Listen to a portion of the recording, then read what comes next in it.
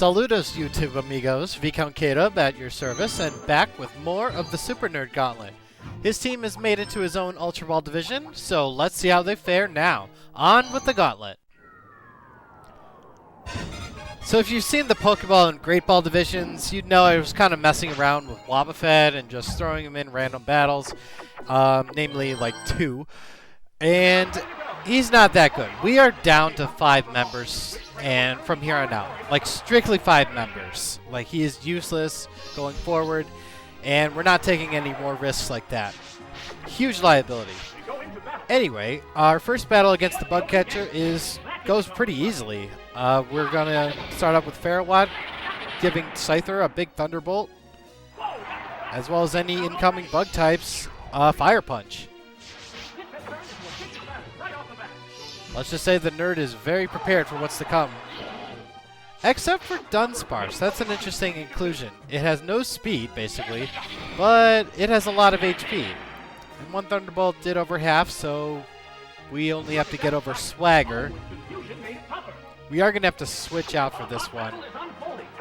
Unfortunately, I'm going to switch over to Tentablue, because what Dunsparce likes to do is use Psych Up.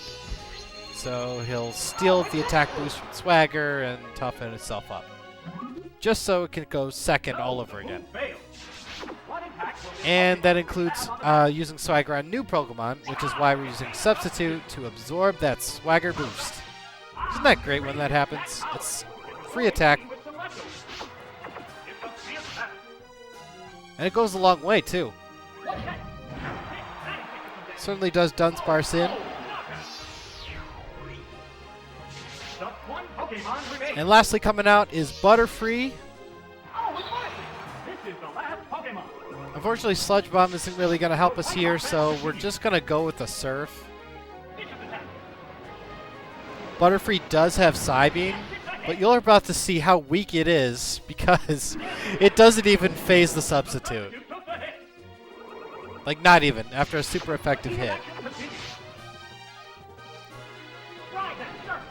I am so glad we're done with Bug Catchers for now. And that's Battle 1.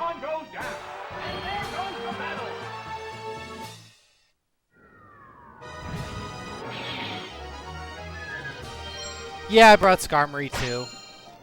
Probably would have been also a good counter to Dunsparce.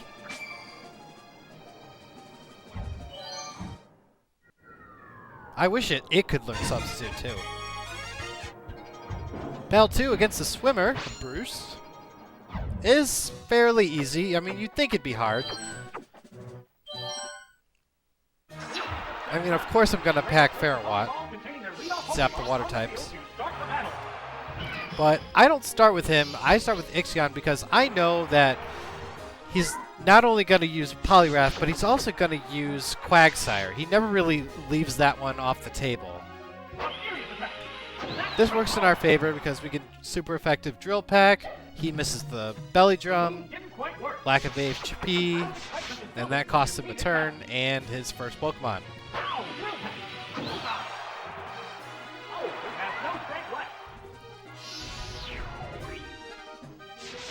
Poliwrath is a lot slower than I thought. I mean, maybe if it were properly trained, like, it might outspeed Ixion. Yeah, so here's Quagsire.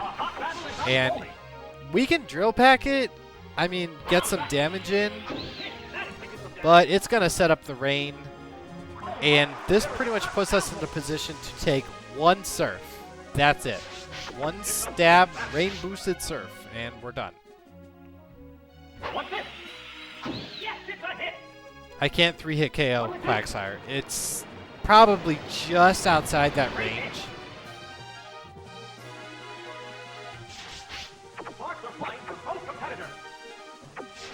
So I do have to switch out to Tentacruel. Yes, Quagsire knows Earthquake, but seriously, why would he use it against Skarmory?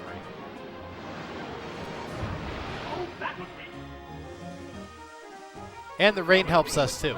Gives us a stronger Surf.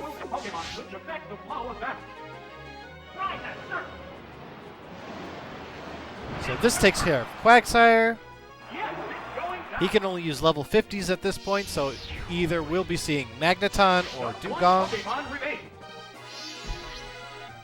And it's the better of the two. This Dugong is totally worthless. It has nothing going for it, especially against a Tentacruel. It can set up Rain, it can use Toxic, which won't affect us. Whirlpool will not go through the substitute. I mean, it will trap it technically, but no, it won't work. And finally it has Takedown, which honestly it's too weak to even start to use. I'm just going to raise my attack, bide my time a bit, see what it'll do. Set up the Rain for no reason. The only other water attack is Whirlpool. It's the most confusing set I've ever seen. Probably not, but it's one of. It's up there. And again, it doesn't even break the substitute. These Pokemon are pretty bad. So that's going to wrap up Battle 2. That Magneton would have been a lot more threatening, as well as possibly that Slowbro. Psychic Answer, that would have been horrendous. Quagsire was a correct pick, though, but he can't have that with Slowbro. So we move on to Hiker Chester. And instead of seeing the same thing over and over again, like, you're not going to keep seeing Tentacruel. I mean, you will keep seeing Tentacruel. But I want to give Barnacle a chance, my Corsola. And this is one where it's safe enough to do that. Because he can just surf right over the competition, including this Fortress. Rollout, Bide, Defense Curl, and Explosion. He can take anything this thing can dish out. Yeah, over half. Surf is great.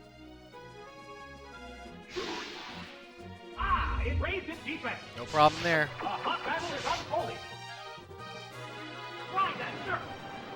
Does Corsola evolve? I'm really too lazy to look it up. I would love to know.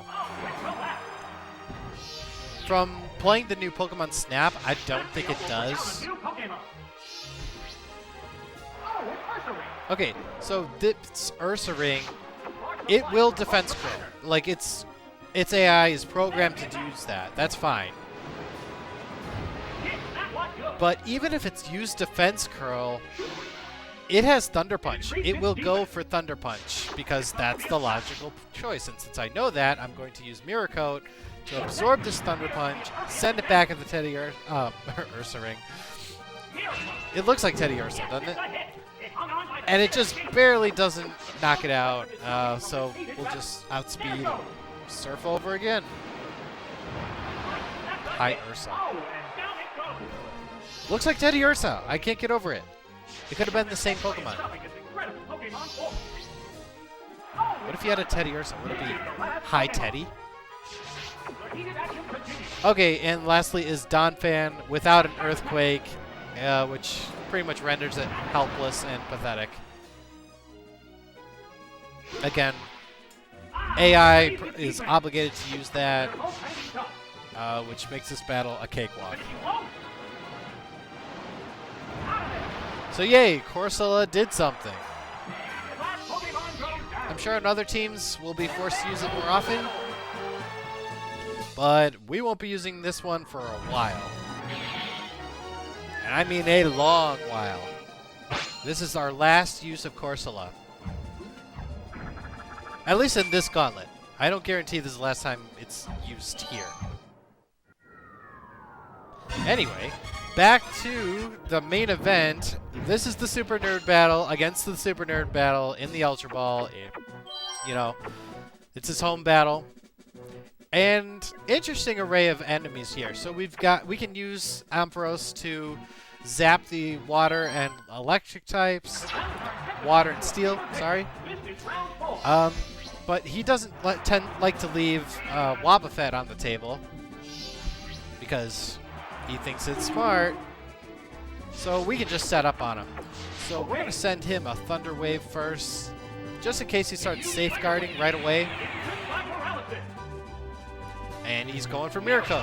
He knows all I have is our special attacks, or generally. I've seen it use counter too. I'm going to just put up Light Screen. I don't plan on keeping Farrawatt in. Yep, see, there's that counter. It's totally a 50-50 shot. And of course, we're going to employ our setup strategy with Tentablue. That's nice. Set up a substitute. Now we're safe from the counterattacks, the mirror coats, what have you. And now we just raise. We're going to raise only 2 stages because Wobuffet gets wise and we'll start to use Destiny Bond. Yeah, the computer's smart. It can read stats like that. And thankfully, we can recover a bit in the process. Basically a free substitute. Counter away. But we pretty much have to battle at this point. We didn't need the light screen anyway.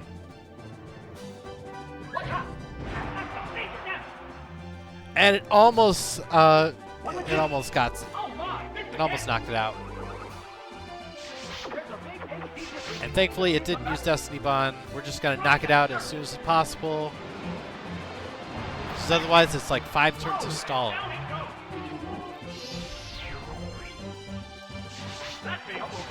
I can't even stall Destiny Bond. I'm not that good at it.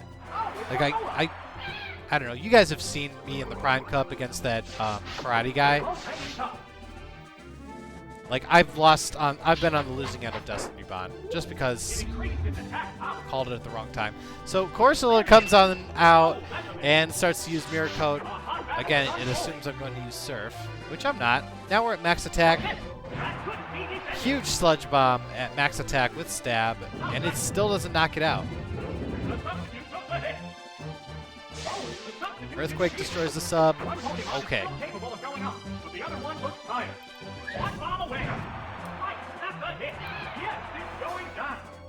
I realize I'm using Sludge Bomb against Corsola, but, you know, how often do you get those awesome comments from the announcer? That couldn't be defended. It's strong. Too strong. You know, I don't know, it makes me feel good. Anyway, Porygon 2's no struggle. Would be if I had no attack. It had all sorts of attacks to take us down. Psychic, Zap Cannon, Conversion 2, and Tri-Attack. Along with a Miracle Berry. Wow. He packed the same item. Maybe he was smart. That's okay, Super Nerd. I am going to take your team, and we're going to complete your cup for you. Now it's Nerd versus Beauty.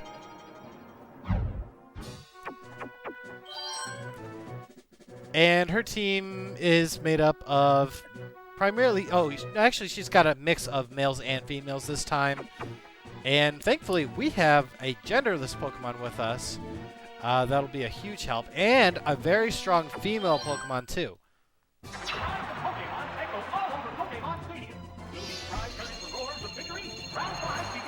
So we'll start off genderless. We'll go off with Porygon 2.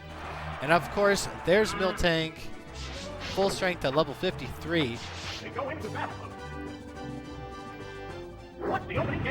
Thankfully, we don't get paralyzed. But we take no chances. We're going to paralyze it right back. For sure. We need every advantage we can. Give it a double edge. Decent, but I don't know if it's worth the recoil. Critical hit and paralyze. Very unlikely that happens. We're recovered, but that also means we do have to use recover to recover. We'll just stall it out. Porygon 2 is very good at stalling.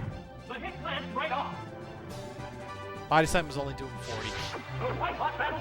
I know I'm risking more paralysis. But at this point, I was having pretty good luck. So it's time to attack again. And change it up. We're going to go Ice Beam. Miltank's special defense is definitely lower, which is very nice. Another missed paralysis opportunity on the body slam, and that's just amazing, amazing luck. Ice Beam for the win. She is frozen cow juice.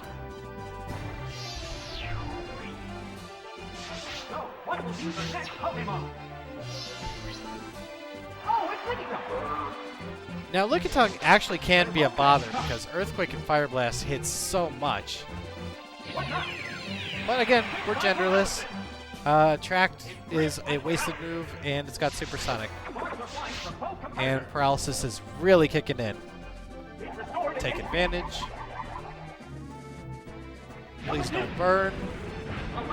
None. We're good. Good HP range for a double edge.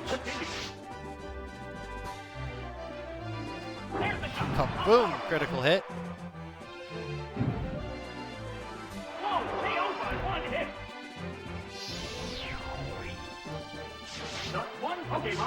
Now let's see what she saved.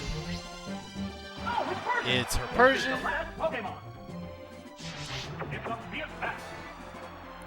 Attract, Thief, Bite, and Screech. Sorry, I was reading. So Persian is not a problem as long as you can go first. And I have Thunder Wave to make that happen, but I can't flinch. Thankfully, Bite is exceptionally weak. Persian really got a downgrade going to Gen 2.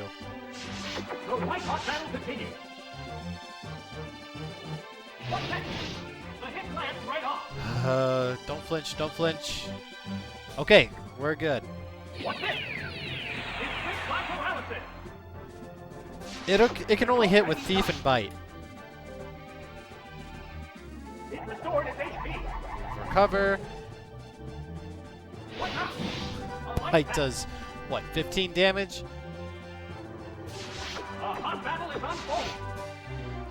Then we'll send it a double edge. Amazing damage on terrible defense. And this Screech means nothing.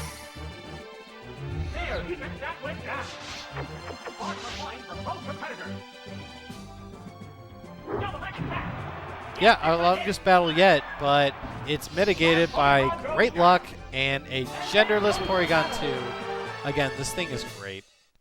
I love using this thing against computer.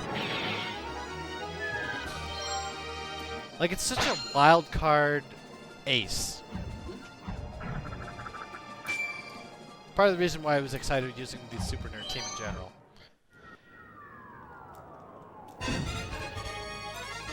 That Beauty team, maybe it might be good. It looks weak on paper. If it didn't have the Miltank, I don't think it would be that good. Anyway, we're up against Burglar Jensen, Fire, Ground, and Dark team, which we can wash away with Surf. Except when you use a Stantler. It really doesn't matter, because, again, the Burglar's AI is programmed to use Thief until it gets something, even if Stantler could knock out Tentacru's Substitute with one takedown. So we're just going to raise our attack while it tries to take nothing with Thief. I definitely can't get my leftovers stolen. That would be terrible. Swords 2. It's like we're using Swords in a good fight. Swords 1, 2, 3 turns, and then it's all clear to attack.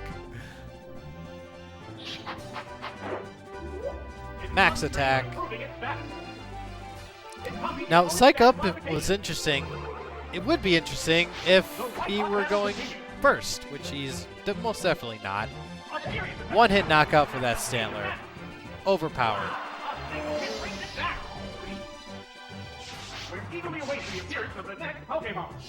it doesn't matter what it is.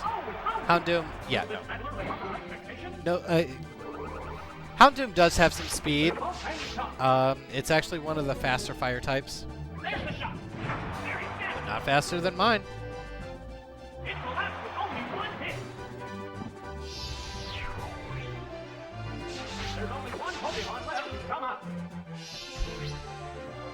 And now Macargo comes out, and I'm at max attack. It's got good defense. I get stabbed. That's a quick claw body slam. Goodbye, substitute.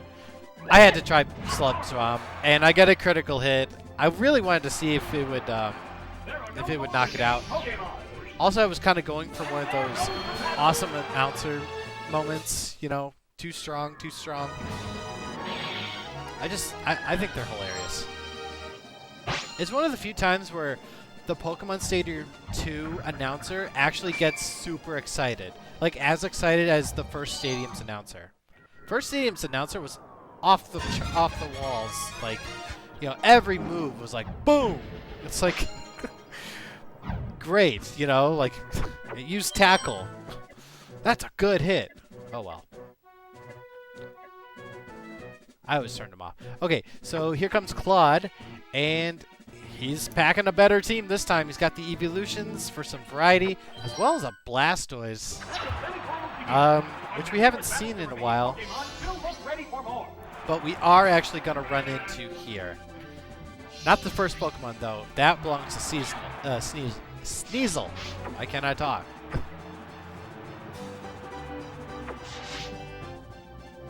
So he opens with Shadow Ball. Sneasel has a Focus Band, so I'm just going to slow him down with Thunder Wave. And now I'm clear to use Fire Punch.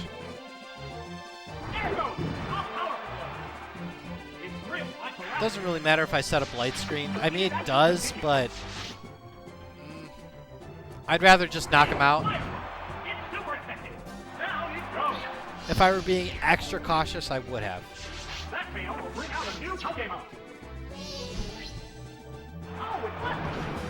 There's Blastoise. Blastoise is packing Earthquake. Hydro Pump, Bite, Icy Wind are the others. But Earthquake hurts, and especially if we're going second, I only get one opportunity to use Thunderbolt. And it doesn't knock it out, so Farrawatt's kind of screwed here. So I kind of have to switch over to Porygon 2. Here comes the Pokemon Switch. Oh, Porygon 2. And no, he didn't go the safe route. He just went for Earthquake.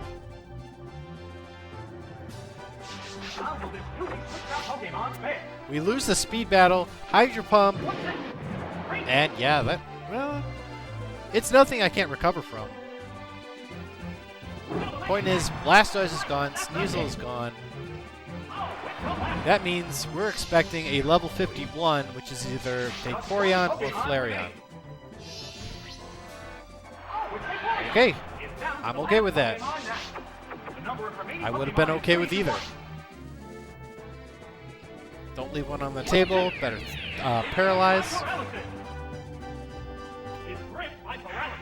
Great. So we'll switch over to Tentablue.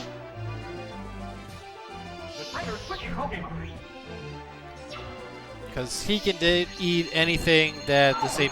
I keep reading the names. Air Vapor can dish out. We'll take a serve.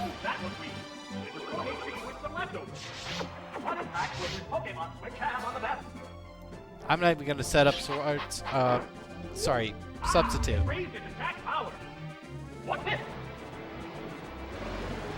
It's not worth it.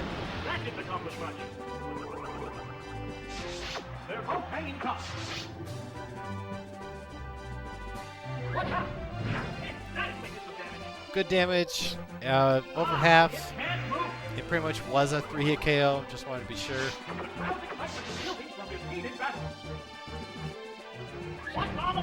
We'll take it. Semi-final.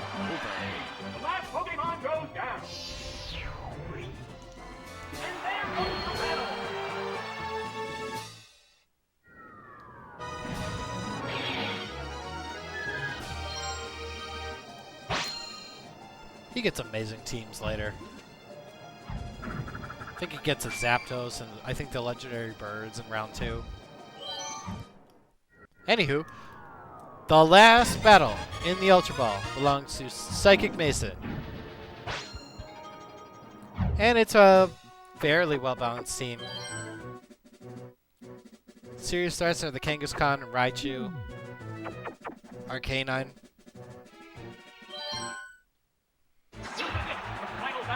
But to us, if we've made it this far with 7 flawless battles, I think we're going to be okay.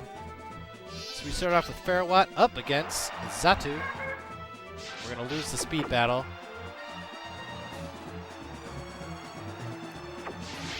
I thought about setting up light screens, thought about using Thunder Wave, but it's better in the long run just to go for it right now. We'll take it. Now we can paralyze whatever comes in. And Kangaskhan is a good one to do that to. Remember, this thing has reversal. So I can't really damage it too much. I have to, like, take it out in one shot. It also has a focus band. So that could be rendered useless.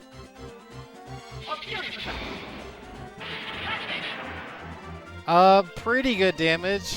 I hope that's a range. As you can see, I was very unsure about that. Best save him for later, if we need it. Switch over to Porygon 2. Ouch!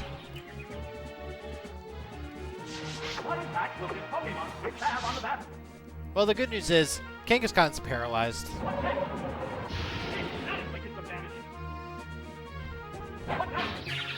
So I can see a reversal coming from a long way.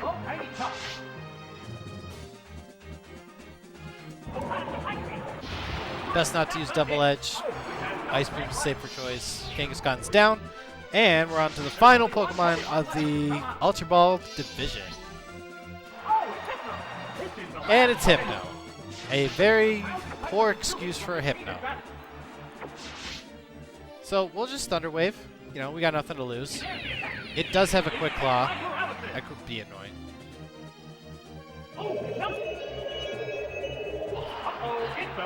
We sleep, but it beats up our Miracle Berry.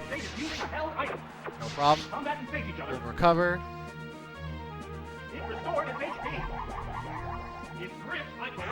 And you know it's going to go for another one, so I got to go all out here. Big Double Edge. There's no way we're losing this. Oh, wow, that did a lot. I thought Hypno's defenses were actually pretty good.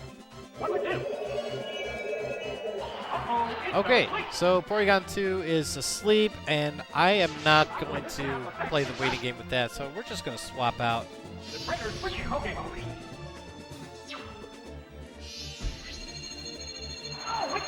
Tentacruel cannot be put to sleep now.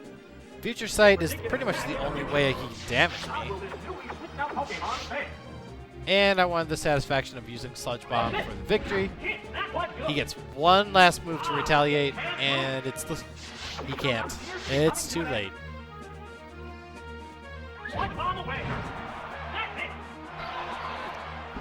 To the nerd, the victor, go the spoils. The Ultra Ball division has been cleared. It's a pretty mediocre final round, I gotta say. They could have done better. Alright, let's check the record.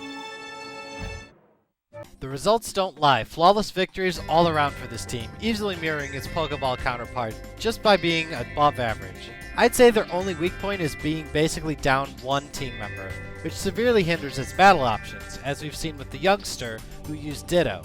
The Master Ball division is really tough, so they'll need to employ all their tactics into taking down the upgraded competition in order to continue equaling their predecessor's performance next time. I'm ViscountKdub. Thanks for watching and stay subscribed for more Gauntlet on the way. You won't want to miss the Master Ball and Prime Cup showdowns. Knowledge is power for any team, so I'll see you next time.